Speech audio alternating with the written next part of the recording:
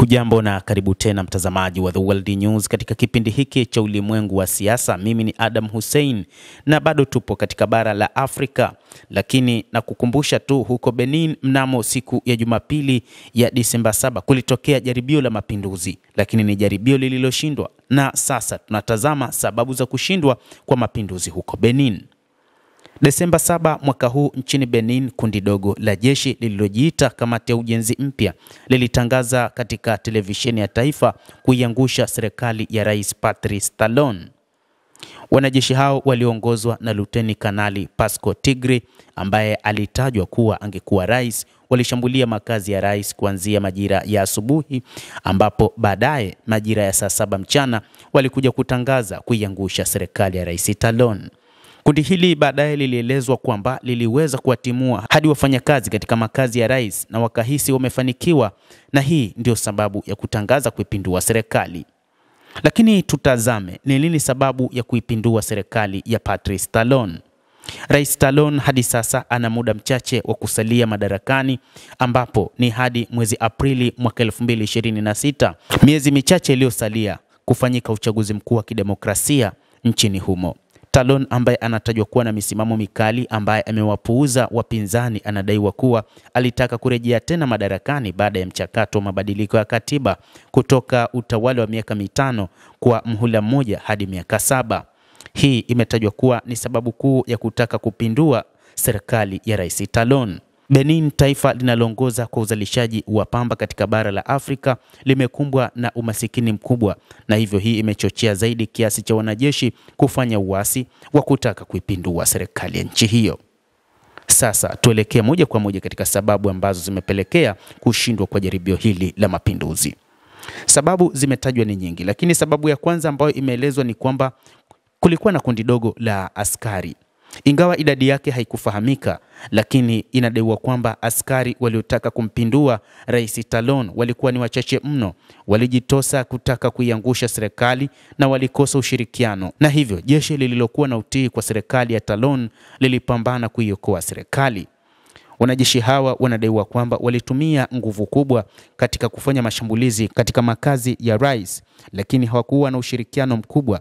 Lakini pia inadaiwa kwamba moja kati ya mambo ambayo yalikuwemo ni usaliti miongoni mwao, na hii ndio imekuja kusababisha kushindwa kwa mapinduzi haya. Jambo la pili ambalo linatajwa ni kukosa nguvu ya wananchi. Nchi nyingi zilizofanya mapinduzi katika siku za hivi karibuni zilitumia mwanya wa maandamano ya raia. Katika mapinduzi yaliyofanyika katika mataifa mengi katika kipindi cha hivi karibuni yalipata baraka kutoka kwa wananchi kupitia maandamano, na hii ndio iliyowezesha wanajeshi kujipanga na kuwa kitu kimoja na kuziangusha serikali. Mifano ni mingi, na mfano ni huko Burkina Faso ambapo raia waliandamana kwa kiasi kikubwa na hatimaye Ibrahim Traore akaamua kutangaza kuwa rais wa taifa hilo na kuipindua serikali. Kadhalika Mali, Niger, miongoni mwa mataifa ya Sahel yalifanya hivyo. Sababu nyingine inayotajwa ni nguvu iliyotumika kutoka majeshi ya nje. ECOWAS ilituma wanajeshi wake kupitia mataifa kama vile Ghana, Ivory Coast, Sierra Leone, Nigeria na hata Ufaransa.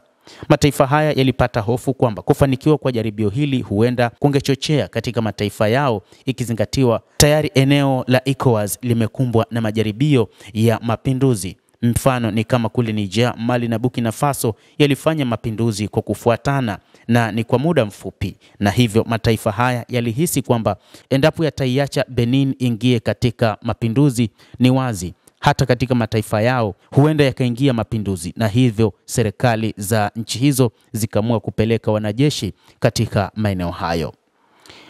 Jambo jingine ambalo linatajwa ni juu ya usaliti na kushindwa kuhimili.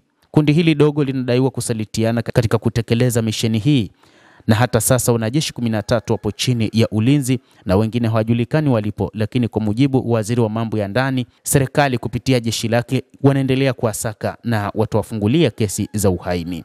Baada ya kushindwa kwa jaribio hili la mapinduzi, rais wa Benin alionekana kwenye televisheni ya taifa akiwatuliza raia wa taifa hilo la Afrika Magharibi, akisema kwamba hali sasa iko katika udhibiti kamili kufuatia jaribio la mapinduzi lililotokea mapema Jumapili. Patrice Talon aliyekuwa akionekana mtulivu wakati wa hotuba yake ya moja kwa moja wakati wa jioni alisema Ningependa kupongeza moyo wa kutimiza wajibu ulioonyeshwa na jeshi letu na viongozi wake ambao wameendelea kuwa waaminifu kwa taifa. Uaminifu huu na mwamko wa vikosi vyetu umetuwezesha kuwakabili hawa wanaotafuta fursa na kuyaepusha madhara kwa nchi yetu. Usaliti huu hautaachwa bila adhabu, alisema Rais Talon. Serikali ilisema imefanikiwa kuzima uasi huo saa chache baada ya kundi la wanajeshi kadhaa kutangaza kuchukua madaraka kupitia televisheni ya taifa. Mchana kutwa milipuko mikubwa ilisikika katika jiji la Cotonou, mji mkuu wa kiutawala wa Benin, na inasadikiwa milipuko hiyo imesababishwa na shambulio la anga. Kabla ya milipuko, taarifa za ufuatiliaji wa safari za ndege zilionyesha ndege 3 zikiingia anga ya Benin kutoka Nigeria na baadaye kurejea. Mtazamaji wa The World News, hayo ndio yaliyotokea huko Benin hadi kusababisha kushindwa kwa jaribio la mapinduzi kumwondoa madarakani Rais Patrice Talon. Endelea kutufuatilia, lakini usisahau kulike, usisahau kucomment, kadhalika na kusubscribe channel yetu hii. Utakuwa ukipata habari hizi kwa mapana kupitia The World News. Jina langu ni Adam Hussein. Endelea kuwa nasi wakati wote, endelea kutufuatilia uweze kufahamu nini kinajiri ulimwenguni.